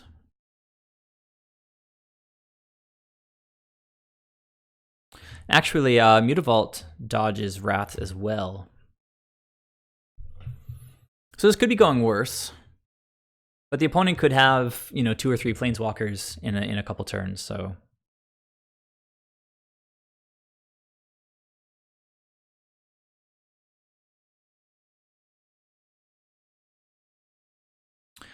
Now this is interesting because I can just flash in... he gains life when he casts a Planeswalker. Yeah. I was going to say, I can just flash in... or not... I can just play Brazen Borrower, and then Thassa's already alive. Knock Oko down to 1. But then he gets to turn Thassa into a I think it's better to just play Thassa here.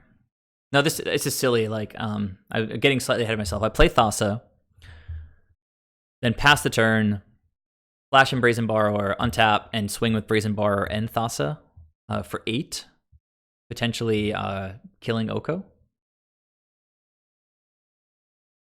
I guess he could just make this into a creature and then block. Seems pretty defensive, but the opponent can see that I have 3 devotion already here. Ugh. Oh, but this is so crazy because, well... Alright, so he's making that into... And he hasn't cast a second spell yet this turn. Not attacking.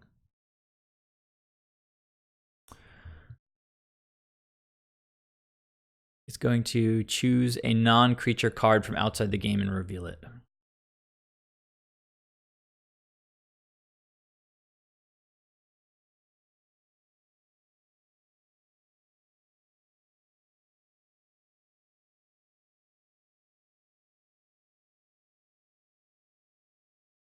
Non-creature card, so he can get any planeswalker, I guess, that he has in his sideboard. He can get anything that's not a creature.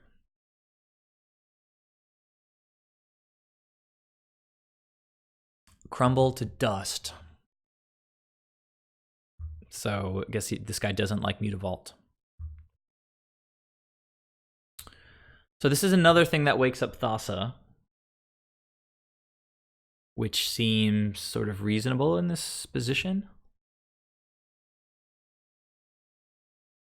But again, as soon as I wake up Thassa, she gets turned into an elk, which is terrible because then she doesn't scry. So I kind of need to do this play. I'll put it on. I'll put it on the bottom. I think we kind of want like counter spells here. Well, that was unfortunate. If I kept the Harbinger, then I could have scryed away the land next turn. But here, we just have to pass. Flash in Brazen Borrower and...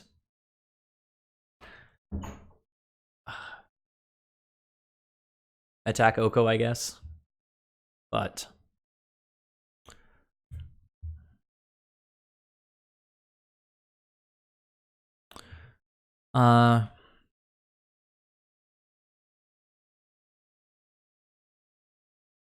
okay.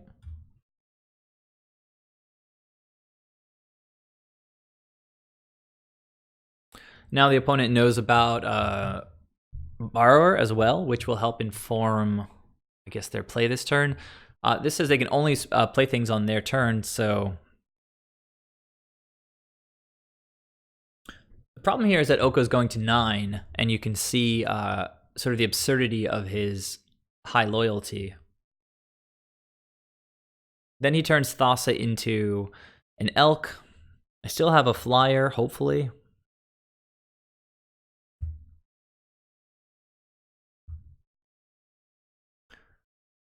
Yeah, I agree with this attack. I think it's pretty good. What am I waiting for, Charlie?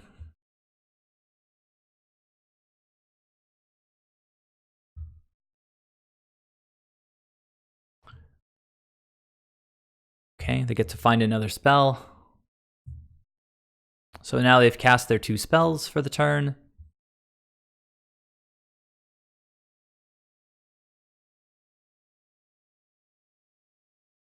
Of course, I can, like, bounce Oko.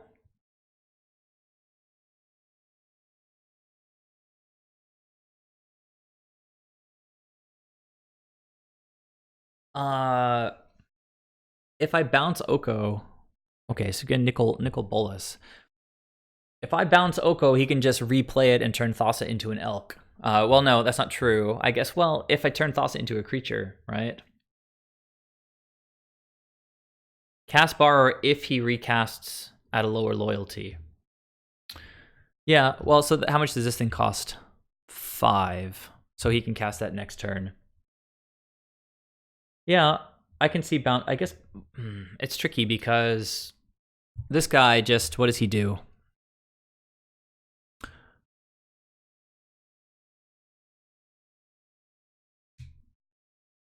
Destroys it, cause it can't destroy Thassa. Okay, and let's see. Yeah, it's not a good spot. I think it's a very difficult matchup. It really kind of stinks because we're so close to being able to kill Oko. I could just go after the, I don't know. I think it's probably okay to bounce Oko here. Seems ridiculous because he plays him again and goes straight up to 6, but then and he can kill this thing, whatever. I don't know.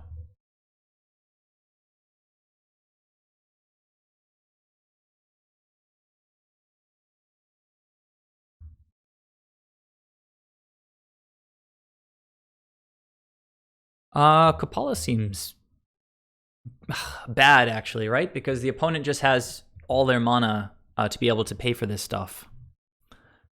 And they can only cast 2 things per turn, and they've got enough mana to do that. At the same time, it does turn on Thassa. Not sure how relevant that is right now since I have the Brazen Borrower waiting. I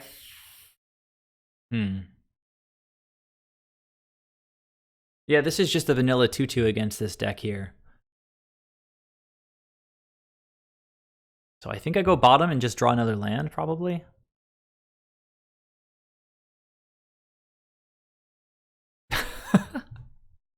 I want to draw like counter spells, but not getting them. So this guy can actually cast 2 planeswalkers next turn. But we're still gonna just pass, I guess.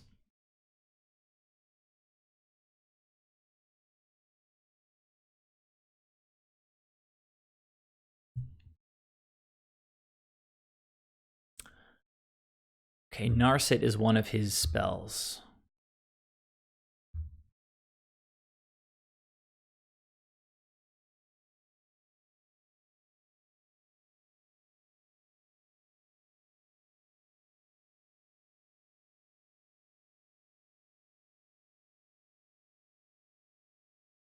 Oko is the second spell.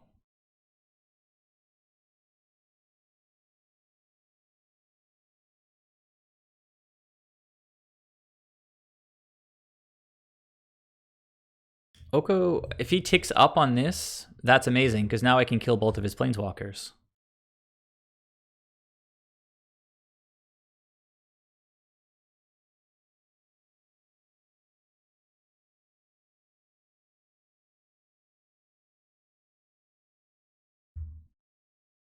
He does have a clock, though.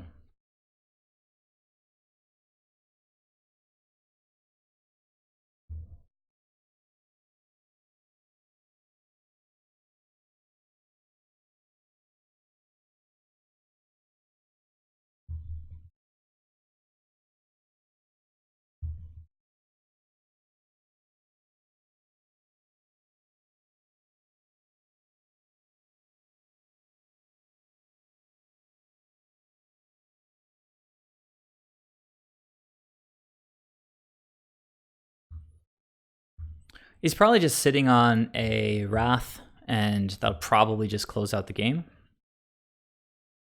Can't really see not playing out Ben here. Trying to improve my hand.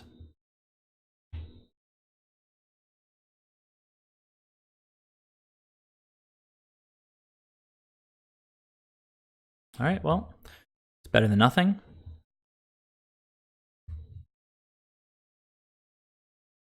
So now I'm pretty sure opponent is just going, well, I don't know that they want to kill all their food tokens, so I guess, yep, there it is.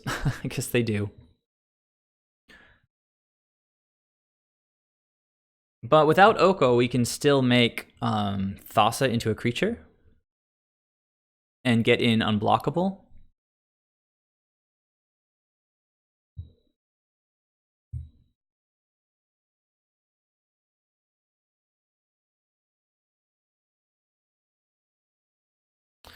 Yeah, we're not doing terribly right now. It still looks pretty bad. So opponent just verdicted and then to ferried, right? So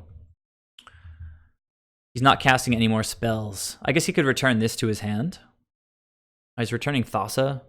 That's obnoxious. Okay.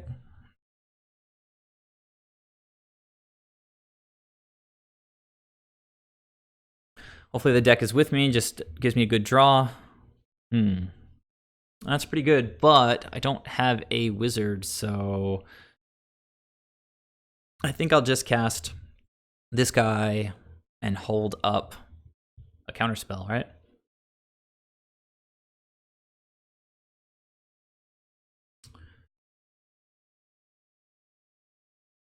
Oh, wait, no.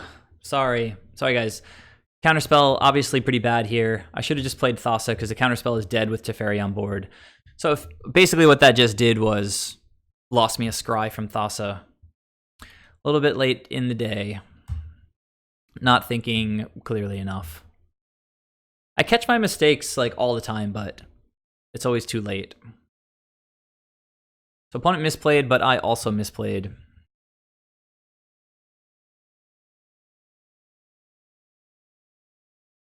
Yeah, I should... Ugh. I thought the counterspell was actually pretty good, but Teferi just messing with the way that magic works.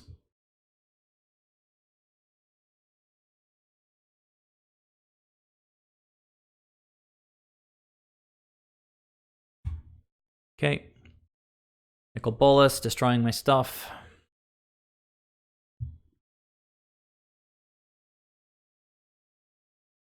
Bad. Bad.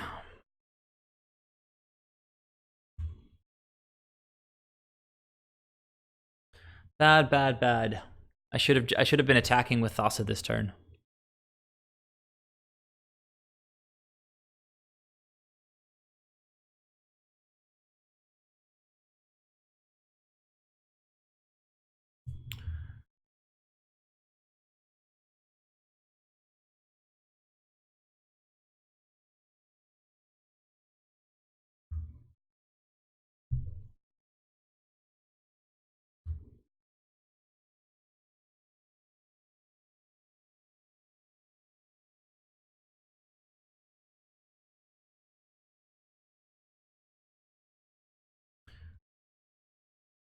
It's not letting me like Control Z or anything. I guess I can click on it again. There we go. I think I'd rather just get rid of a land. It's possible that I can just kill Teferi.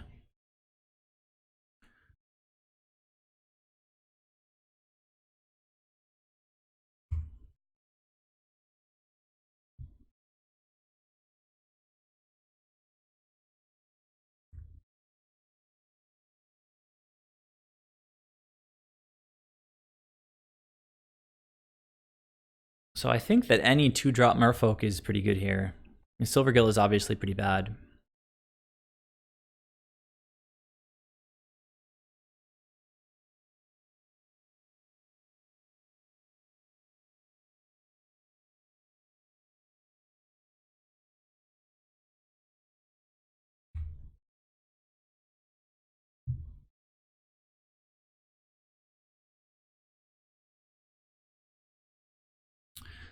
Yuck. So now he gets to activate his planeswalkers again.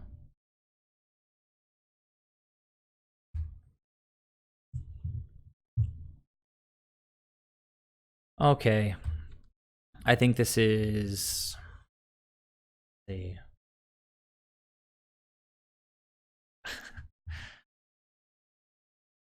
rapidly slipping away.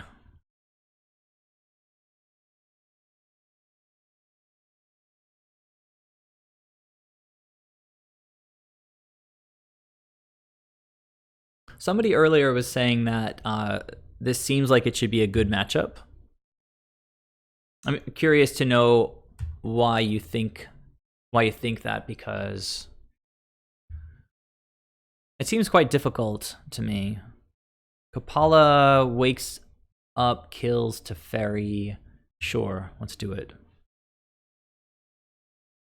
Maybe I just kill Nicol Bolas, actually.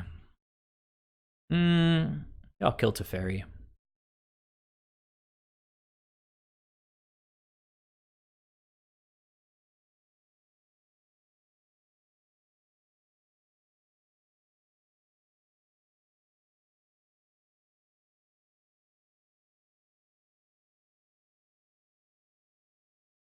I don't know. I'm pretty bored. I'm sure you guys are as well.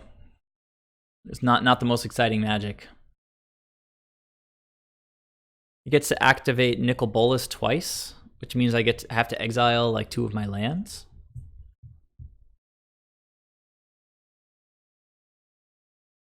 He can destroy Kapala. Oh yeah. Well, he can activate her twice, so he's going to make 8 million tokens. I think I'm going to scoop Detention Sphere. Yeah, go ahead. All right, guys. Tell my opponent, great games, well played, thank you. Great games, well played, thank you. Yeah, we'll go ahead and concede. So anyhow, as I said, it's a difficult matchup. This build right now doesn't have any counter magic in the main deck. I took out the 4 Spell Pierce to try running Witching Well. Still don't know the format well enough to know which card is more important. Seems like there's a lot of creature decks that don't run a ton of spells. So not running Spell Pierce seems reasonable. But yeah, I've probably played fewer matches than there are competitive decks in the format, which is kind of wild, right? Like in Modern, I've played thousands and maybe tens of thousands, I guess, of matches. There's not tens of thousands of competitive decks, right? There's maybe like 40 or 50 or 100 maybe. In this format, I've played, I think, maybe like 20 matches now. So I think there's just tons and tons of decks floating around. So it's very exciting. It's pretty cool. I mean, it's an exciting format, but it's also exciting to be able to play basically a version of Modern Merfolk in that new format, and it feels pretty powerful. So thanks, guys, for watching. I'm gonna stop the stream now, and I'll be back Monday evening for my regular weekly stream. So I guess like and subscribe and all that stuff, or whatever you do on Twitch. Really appreciate you tuning in, and I'll see you in a couple days. Bye.